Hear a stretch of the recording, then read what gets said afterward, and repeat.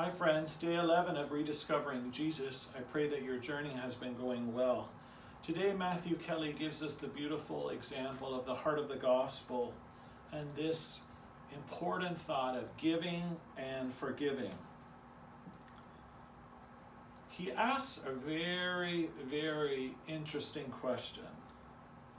Are we able to say that as an individual, am I, astonishing people with my generosity, with your generosity? How often are we generous with others? He talks about time, talent, and treasure. You'll often hear me as pastor challenge us to be extremely generous with God because everything comes from God's hand. And the importance of tithing, 10% of our money, 10% of our time, 10% of our gifts and talents should be shared with God in the community, and how important our offerings at church should reflect our material wealth, how we should be involved in our parish community, not just coming to Mass on the weekend, but what are we doing to offer our gifts and talents as we build the kingdom here at St. Joseph. This is very important for us to be reflecting upon. So, as we answer that question, if your answer is no, then Lent draws us into a time to really open our hearts to be more generous. Notice how Matthew goes further than that as well when he talks about the importance of being generous in regards to praising and encouraging others. When's the last time you praised and encouraged someone who doesn't share the same last name as you? In other words, your spouse, your kids. This might come naturally, although for some of us even that might be a stretch. How often do we encourage our parents, our siblings, but more importantly, somebody who does not share the same last name as us? Or perhaps we are not paid to encourage and give praise to.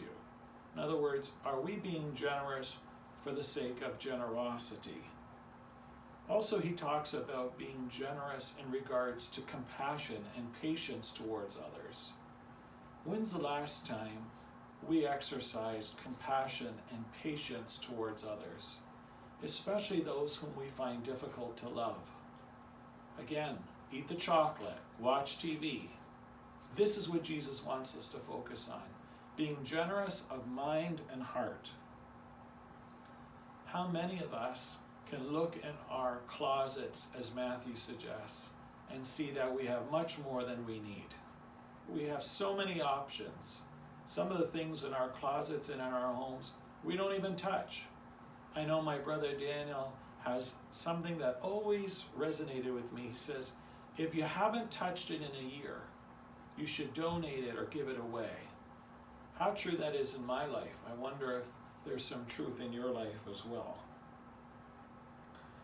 He also mentions, he being Matthew of course, that God asks and provides for us, and he asks us to share with others.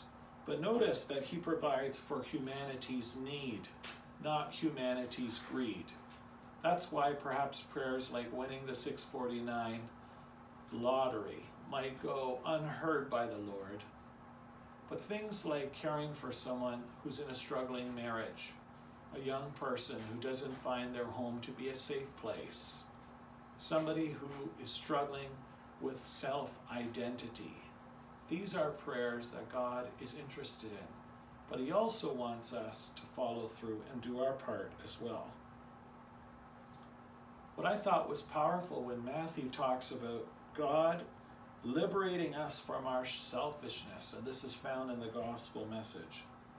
The gospel itself inspires us to be generous, just as Jesus was generous with his time. I'm sure he was annoyed by the people around him, and yet he stopped, he listened, and he cared for them. When's the last time we stopped, listened, and cared for someone who might annoy us? He leaves us with a powerful question. How is God inviting us to be more generous? How is God inviting you to be more generous? Jesus, liberate me from any inclination to being stingy. Let's work on being generous today, friends, and bring that into our Lenten journey.